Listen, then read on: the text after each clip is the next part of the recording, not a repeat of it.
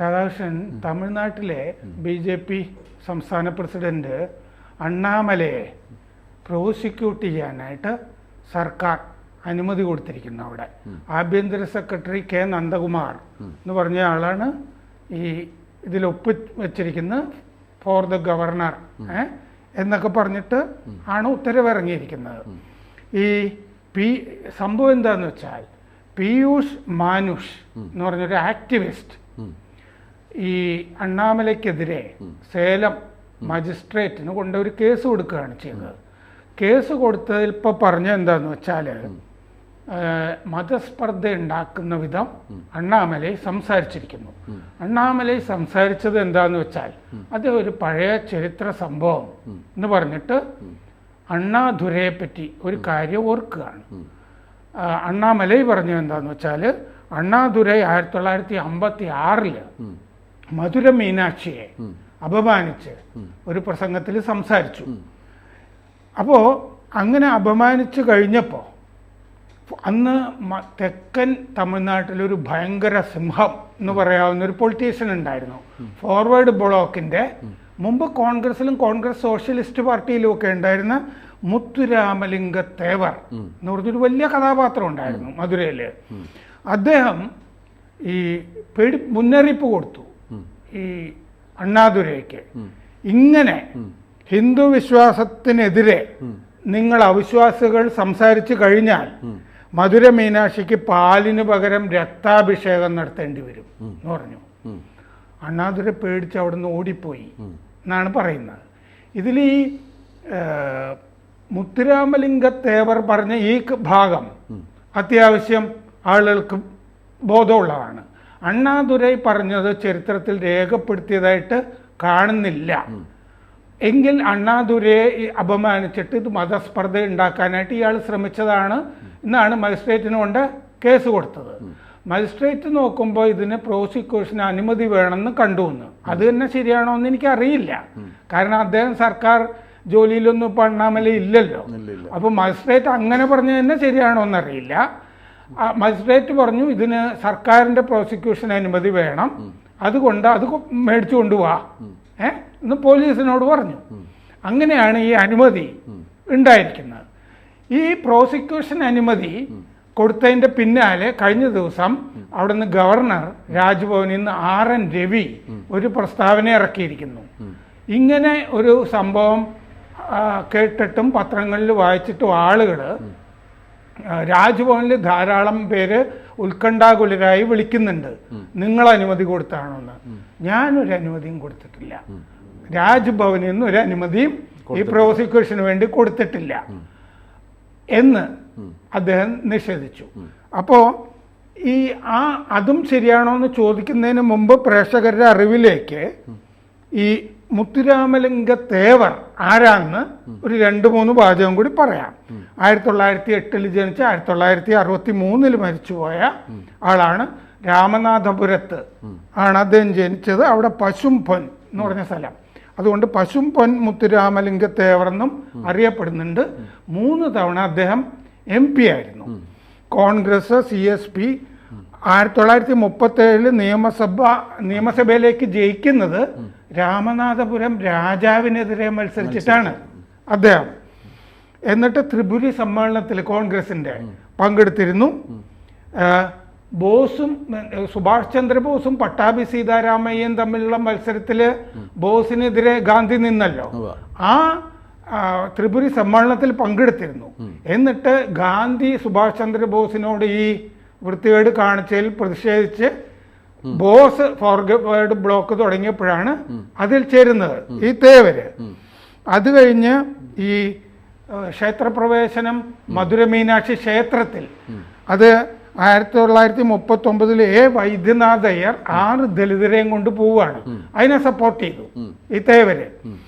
1952 ലോക്സഭയിലേക്കും അസംബ്ലിയിലേക്കും മത്സരിച്ചു. അറുപ്പുകോട്ടെ ലോക്സഭ, മുതുക്കുളത്തൂർ നിയമസഭ 2 സ്ഥലത്തും ജയിച്ചു. അദ്ദേഹം എന്ത് ചെയ്തു എന്നറിയാം? 52 അദ്ദേഹം നിയമസഭാ സീറ്റ് നിലനിർത്തിയിട്ട് ലോക്സഭാ സീറ്റ് വേണ്ടെന്ന് വെച്ചു. അങ്ങനെയും ചരിത്രമുണ്ട്. 1957 ഇതുപോലെ 2ലും ജയിച്ചു. അന്ന് പുള്ളി ലോക്സഭ എടുത്ത് നിയമസഭ വിട്ടു. ഇങ്ങനെ ഉള്ള അന്നൊക്കെ നോക്കുമ്പോൾ അണ്ണാദുരേക്കാളൊക്കെ എത്രയോ വലിയ പാരമ്പര്യമുണ്ട്, നേതാവുമാണ്. കോൺഗ്രസ്, സോഷ്യലിസ്റ്റ്, കമ്മ്യൂണിസ്റ്റ് എല്ലാ പാരമ്പര്യവും കോൺഗ്രസ്. മധുരയൊക്കെ ശരിക്ക് ഇദ്ദേഹം പറഞ്ഞാൽ നടക്കാത്തതായിട്ടൊന്നും ഇല്ലാത്തൊരു കാലമാണ്. അദ്ദേഹത്തിനെയൊക്കെ ഉദ്ധരിച്ചിട്ടാണ് അണ്ണാമലൈ പറഞ്ഞിരിക്കുന്നത്. അത്രയും സംഭവം.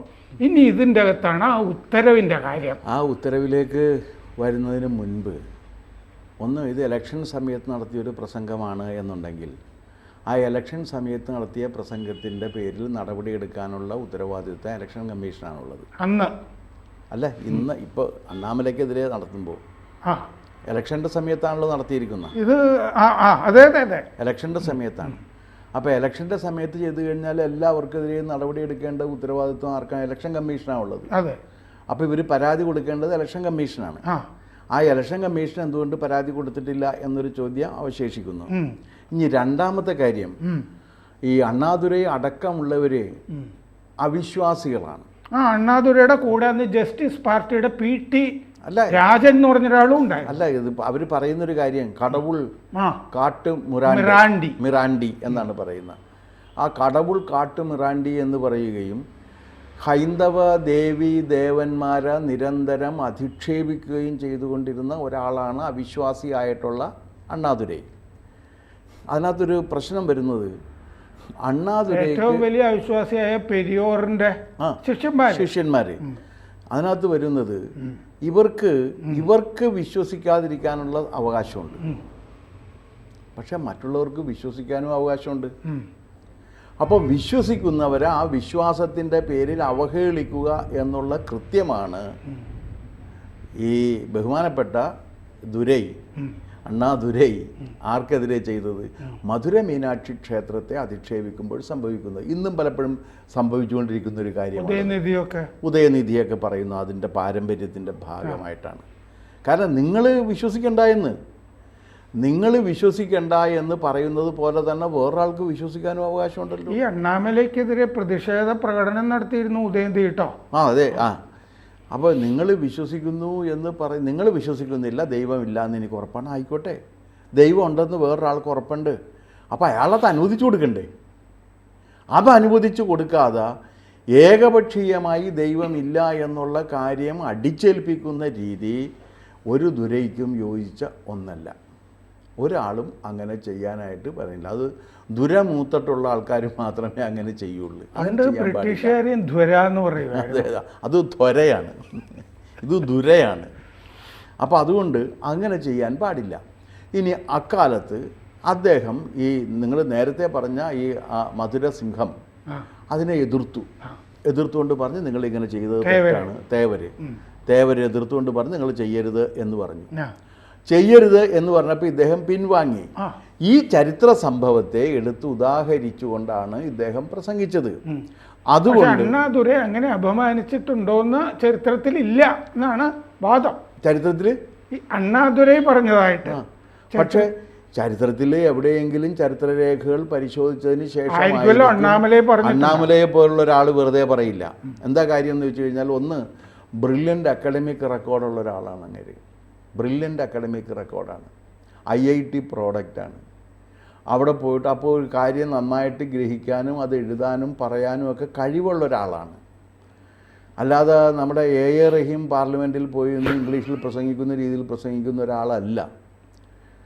അല്ലെങ്കിൽ എന്താണ് പല കോൺഗ്രസ് നേതാക്കളും MP-മാരായിട്ട് അവിടെ പോയി നിന്ന് പ്രസംഗിക്കുന്നു. TN പ്രതാപനെയാണോ ഉദ്ദേശിച്ചത്? അത് നിങ്ങൾക്ക് ഇഷ്ടമുള്ളവരെയൊക്കെ നിങ്ങൾക്ക് പറയാം. TN പ്രതാപൻ മാത്രമല്ല, വേറെ ഒരുപാട് പേരില്ലേ അങ്ങനെ. അവരൊക്കെ അപ്പോൾ ഇംഗ്ലീഷ് പറയുന്ന രീതിയിലല്ല. കാരണം തനിക്കൊരു കാര്യം പഠിച്ച് അവതരിപ്പിക്കാൻ കെൽപ്പുണ്ട് എന്ന് സ്വയം ബോധ്യപ്പെടുകയും ആ ബോധ്യത്തിൻ്റെ അടിസ്ഥാനത്തിൽ തെളിയിക്കപ്പെടുകയും ചെയ്തതിന് ശേഷം IPS ഒരു ഓൾ ഇന്ത്യ ടെസ്റ്റ് പാസ്സായിട്ടുള്ള ഒരാളാണ്. അപ്പോൾ UPSCയുടെ ഒരു പരീക്ഷ പാസ്സായി വന്നിട്ടുള്ള ഒരാൾക്ക് എങ്ങനെ ഗ്രഹിക്കണം, എവിടെ നിന്ന് എങ്ങനെ എടുക്കണമെന്നറിയാം. അങ്ങനെയുള്ളവർ അത് സാധാരണഗതിയിൽ അത് പാസ്സാകാറുള്ളൂ. ഇന്നും അങ്ങനെ തന്നെയാണ്. ഒരു PSC പരീക്ഷ പാസ്സാകണമെങ്കിൽ തന്നെ അതിൻ്റെ ഒരു കാര്യമുണ്ട്. എനിക്കൊരു ഏക സംശയമുള്ളത്, ഈ PSC ഇത്രയും ഗംഭീരമായി പരീക്ഷ നടത്തി ഏറ്റവും മിടുക്കന്മാരായിട്ടുള്ള തിരഞ്ഞെടുത്ത് നല്ല കഴിവുള്ളവരെ തിരഞ്ഞെടുത്ത് വിട്ടതിന് ശേഷവും നമ്മുടെ ഈ ബ്യൂറോക്രസി, കേരളത്തിലെ ബ്യൂറോക്രസി ഇങ്ങനെ ലേസി ആയി തീരുന്നത് എന്താണെന്നത് സംബന്ധിച്ച് ആരെങ്കിലും ഒരു പഠനം നടത്തേണ്ടതാണ്. എന്താ അതിൻ്റെ കാരണമെന്ന്. കാരണം മിടുക്കന്മാരെയാണ് എടുക്കുന്നത്. ആ മിടുക്കന്മാരെ എടുത്ത് കഴിഞ്ഞാൽ പിന്നെ അവർ ആ മിടുക്ക് അതിനകത്ത് കാണിക്കുന്നില്ല. അത് എന്തുകൊണ്ട് എന്ന് അന്വേഷിക്കേണ്ടതാണ്. ആ രീതിയിൽ വളരെ മിടുക്ക് തെളിയിച്ചിട്ടുള്ള ഒരാളാണ്. അപ്പോൾ അതുകൊണ്ട് അദ്ദേഹം ചരിത്ര വസ്തുതകൾ ഇല്ലാത്തൊരു കാര്യം ഉണ്ടാക്കി പറയും എന്ന് ഈ വക കാരണങ്ങളാൽ ഞാൻ വിശ്വസിക്കുന്നില്ല. ഒന്നാമത്തെ കാര്യം അത് പ്രതികരണത്തിലും അദ്ദേഹം പറഞ്ഞിട്ടുണ്ട്. അണ്ണാമലൈ ഇത് വെറുതെ രാഷ്ട്രീയ വൈരം തീർക്കലാണ്. ഇത് മാത്രമല്ല, ഈ മയക്കുമരുന്നുകാരെയൊക്കെ എടുത്തിട്ട് വലിയ പദവികളിൽ ഇവർ നിയമിച്ചുകൊണ്ടിരിക്കുകയാണ് DMK. മയക്കുമരുന്ന് ചെയ്യും. കാരണം എന്നിട്ടാണ് എന്നെപ്പോലുള്ളവരെ അല്ല, അങ്ങനെയല്ല. അഴിമതിയെ അരിയിട്ട് വാഴിക്കുന്നതിൽ ആദ്യം മുതലേ പരിശ്രമിച്ച കക്ഷിയാണ് DMK. അത് ഇവനെ വിസ്മരിച്ചുകൊണ്ട് സംസാരിച്ചിട്ട് കാര്യമായില്ല. എന്ന് മാത്രമല്ല, അണ്ണാദുരൈയുടെ പാരമ്പര്യത്തിൽ വന്ന സാക്ഷാൽ കരുണാനിധിക്ക് എന്ത് ആസ്തി ഉണ്ടായിരുന്നു? അദ്ദേഹത്തിൻ്റെ തൊഴിലെന്തായിരുന്നു? ആ തൊഴിൽ ഉപയോഗിച്ചിട്ട് എന്ത് ആസ്തി ഉണ്ടാക്കാൻ പറ്റും? പക്ഷെ അദ്ദേഹം മരിക്കുമ്പോൾ അദ്ദേഹത്തിൻ്റെ എഴുതാൻ അറിയാമായിരുന്നു. അദ്ദേഹം മരിക്കുമ്പോൾ അദ്ദേഹത്തിൻ്റെ ആസ്തി എത്രയായിരുന്നു? തിരക്കഥ എഴുതി കഴിഞ്ഞാൽ കിട്ടാവുന്നതിനൊക്കെ എൻ്റെ രാമ പരിമിതികളില്ലേ? എന്ത് കിട്ടും?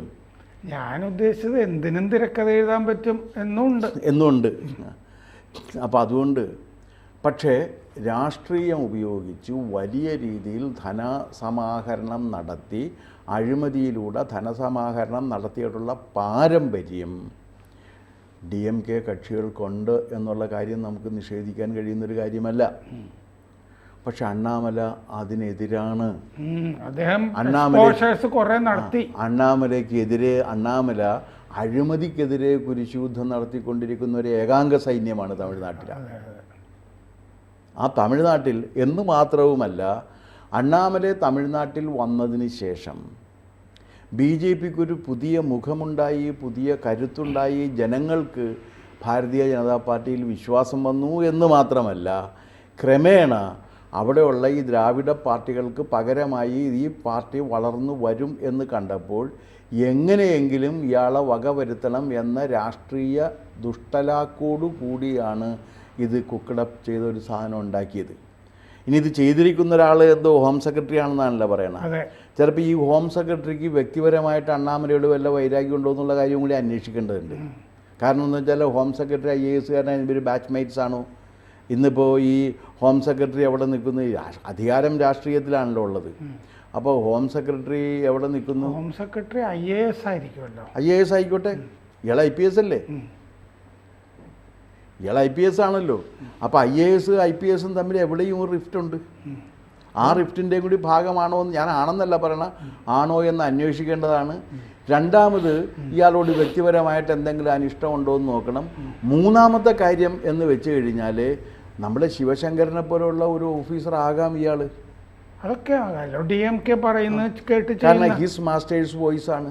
അതെ, ഈ സിവിൽ സർവൻസ്. പക്ഷെ ആ ആഭ്യന്തര സെക്രട്ടറി അനുവാദം കൊടുക്കുന്നതിന് മുമ്പ് സേലം മജിസ്ട്രേറ്റിന്റെ മുമ്പിൽ ഒരു ആക്ടിവിസ്റ്റിനെ കൊണ്ട് പരാതി കൊടുപ്പിച്ചിട്ടുണ്ടല്ലോ.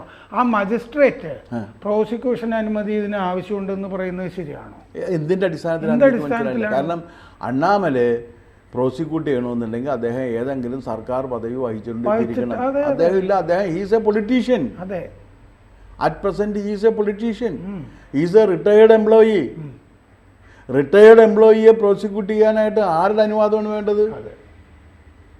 ഗവർണർമാർക്ക് പോലും ആ പദവിയിലിരിക്കുമ്പോൾ മാത്രമേ ഇമ്മ്യൂണിറ്റി ഉള്ളൂ. അത് കഴിഞ്ഞാലില്ല. അപ്പോഴാണ് പറയുന്നത് പ്രോസിക്യൂഷൻ അനുവാദം വേണമെന്നുണ്ടെങ്കിൽ അദ്ദേഹം ഇപ്പോഴേതെങ്കിലും പദവിയിലിരിക്കുന്ന ഒരാളായിരിക്കണം. അദ്ദേഹത്തിന് ഒരു പദവിയില്ല. അദ്ദേഹത്തിൻ്റെ ഏക പദവി എന്ന് പറയുന്നത് ഭാരതീയ ജനതാ പാർട്ടിയുടെ തമിഴ്നാട് ഘടകത്തിൻ്റെ പ്രസിഡൻ്റാണ്. അവിടെ അദ്ദേഹം വലിയ ചലനം ഉണ്ടാക്കിയിട്ടുണ്ട്. ആ ചലനം ഉണ്ടാക്കിയതിൻ്റെ അടിസ്ഥാനത്തിലാണ് ഈ തമിഴ്നാട്ടിലിപ്പോൾ ഈ സീറ്റ് കൂടും എന്ന് പറയുന്നത്. മാത്രമല്ല, തമിഴ്നാട്ടിൽ ഈ DMK പൊളിറ്റിക്സിൻ്റെ ഒരു അന്ത്യം വരുന്നു എന്ന ഭീതി ഇവർക്കുണ്ട്. അതൊക്കെ ഉണ്ട്. പിന്നെ ഇവരിപ്പോഴും പറയുന്നത് എന്താണ്? ഞങ്ങൾ സനാതനധർമ്മത്തെ ഉന്മൂലനാശം വരുത്തും. ഇതാണ് മുന്നോട്ട് വെക്കുന്ന ഒരു നിർദ്ദേശം. എന്താണെന്ന് വെച്ചാൽ, ഞങ്ങൾക്ക് അധികാരം കിട്ടിക്കഴിഞ്ഞാൽ ഞങ്ങൾ സനാതനധർമ്മത്തെ ഉന്മൂലനാശം വരുത്തി നിങ്ങൾക്ക് തരും. ഇതല്ലാതെ പോസിറ്റീവായിട്ട് എന്ത് പറയുന്നുണ്ട്? ഒരു രാഷ്ട്രീയ പ്രസ്ഥാനം എന്ന നിലയ്ക്ക് ഇതാണോ പറയേണ്ടത്? അച്ഛനും മകനും അത് തന്നെ പറയുന്നു. അപ്പോൾ അതിനെതിരെ യുദ്ധം ചെയ്യുന്ന ഒരാൾ എന്ന നിലക്ക് തീർച്ചയായിട്ടും ഈ കണ്ണിലെ കരടാണിത്. ആ കണ്ണിലെ കരട് എടുത്തു മാറ്റുന്നതിന് തമിഴ്നാട് ഗവൺമെൻറ് സ്വീകരിക്കുന്ന കുറുക്കു വഴിയാണ് ഇത്. അതെ, അതിൽ ആ മറ്റേ കുറുക്കു വഴിയിൽ ഇപ്പോൾ ഗവർണർ അനുവാദം നൽകിയിട്ടില്ല, ഞങ്ങൾക്കിതിൽ പങ്കില്ല എന്ന് ഗവർണർ പറഞ്ഞിട്ടുണ്ട്. ഫോർ ദ ഗവർണർ എന്ന് പറഞ്ഞ് സെക്രട്ടറി ഒപ്പുവെച്ചിട്ടുണ്ട്. അപ്പോൾ ഗവർണർ ഇത് നിഷേധിച്ചതോടുകൂടി ഉത്തരവിൻ്റെ അവസ്ഥ എന്താ? ഉത്തരവ് ഇൻവാലിഡാണ്. കാരണം ഗവർണർ അറിയാതെ ഇത്തരം ഒരു ഫയൽ പോകാൻ പാടില്ല. മുഖ്യമന്ത്രിക്ക് മാത്രം മുഖ്യമന്ത്രിക്കോ അല്ലെങ്കിൽ ഹോം മിനിസ്റ്റർക്കോ മാത്രം ഇത് കൊടുക്കാൻ പറ്റില്ല. ഗവർണർ കാണേണ്ടി വരും. ഇനി ഫോർമർ സിവിൽ സർവൻ്റ് എന്ന നിലക്കാണ് ഇത് ചോദിച്ചിട്ടുള്ളതെന്നുണ്ടെങ്കിൽ തീർച്ചയായിട്ടും ഫയൽ ഗവർണർ കണ്ടിരിക്കണം. അതായിരുന്നിരിക്കും, ആണല്ലോ. മുൻ ഒരു ഫോർമർ സിവിൽ സർവൻ്റ് എന്ന നിലക്ക് ഇദ്ദേഹത്തിനെതിരെ ഇങ്ങനെ എടുക്കണമെന്നുണ്ടെങ്കിൽ അതിന് പ്രോസിക്യൂഷൻ അനുമതി വേണം എന്നത് വരികയും ആ പ്രോസിക്യൂഷൻ അനുമതിയാണെങ്കിൽ ഈ മന്ത്രിക്ക് കൊടുക്കാൻ പറ്റില്ല. ആ പ്രോസിക്യൂഷൻ അനുമതി കൊടുക്കേണ്ടത് തീർച്ചയായിട്ടും ഗവർണറാണ്. അപ്പോൾ ഗവർണർ നിഷേധിച്ചിരിക്കുന്നു. അപ്പോൾ പിന്നെ അത് ഇൻവാലിഡാണ്. അപ്പോൾ അത് അപ്രസക്തമാണ്. അത് അപ്രസക്തമാണ്. ഇനിയിപ്പോൾ അത് വന്നു കഴിഞ്ഞാൽ ഇനിയിപ്പോൾ ഈ മജിസ്ട്രേറ്റ് എന്ത് ചെയ്യുമെന്ന് എനിക്കറിയില്ല. മജിസ്ട്രേറ്റ് കേസ് എടുത്തു കഴിഞ്ഞാലും എനിക്ക് സൗകര്യമില്ല എന്ന് പറഞ്ഞാൽ അത് തന്നെ. കാരണം ഇല്ലാത്ത അധികാരം ഉപയോഗിച്ച് കോടതിയാണെന്ന് ഇരിയിട്ട് ഇല്ലാത്ത അധികാരം ഉപയോഗിച്ച് എടുത്തു കഴിഞ്ഞാൽ എനിക്ക് പറ്റില്ല എന്ന് പറഞ്ഞാൽ എന്ത് ചെയ്യാൻ പറ്റും? അതിനെപ്പറ്റി അണ്ണാമലയ്ക്ക് നല്ല ധാരണയും കാണും. പിന്നെ തീർച്ചയായിട്ടും കാണും. He's not a fool. മാത്രമല്ല അണ്ണാമലയും രവിയും അല്ല, ഹീസ് നോട്ട് എ ഫൂൾ. അത് ആദ്യം മനസ്സിലാക്കണം. ഇവരെന്ന് പറഞ്ഞു കഴിഞ്ഞാൽ അച്ഛൻ്റെ ആനുകൂല്യത്തിൻ്റെ പുറത്ത് മാത്രം മുഖ്യമന്ത്രിയായ മകനും ആ മകനുമാണ് നിൽക്കുന്നത്. മറ്റതങ്ങനെയല്ല. മറ്റത് സ്വന്തം കഴിവ് തെളിയിച്ച് രംഗത്ത് വന്നതാണ്. അപ്പോൾ കൊളുത്തും മുമ്പേ ചീറ്റിപ്പോയ പടക്കമാണ് അത് പൊട്ടാൻ പോകുന്നില്ല. കാരണം വ്യത്യാസമുണ്ടേ. കരുണാനിധിയുടെ മകൻ എന്ന നിലക്കുള്ള കുടുംബാധിപത്യത്തിൻ്റെ ഒരു പരിണിത ഫലമായിട്ട് അധികാരത്തിലേക്ക് എത്താൻ കഴിഞ്ഞ ഭാഗ്യവാനാണ് ഇങ്ങേര് സ്റ്റാലിൻ. ആ സ്റ്റാലിൻ്റെ മകനാണ് എന്നുള്ളത് കൊണ്ടാണ് ഉദയനിധിക്ക് ഈ സൗകര്യം കിട്ടുന്നത്. പക്ഷേ അണ്ണാമല സ്വന്തം കഴിവ് തെളിയിച്ച് ഒരു അഖിലേന്ത്യാ മത്സര പരീക്ഷ ജയിച്ച് അതിൽ നിന്ന് വന്നതിന് ശേഷം ആ ജോലിയിൽ നിന്ന് രാജിവെച്ചതിന് ശേഷമാണ് രാഷ്ട്രീയത്തിലിറങ്ങി അതിലും കഴിവ് തെളിയിക്കുന്നത്.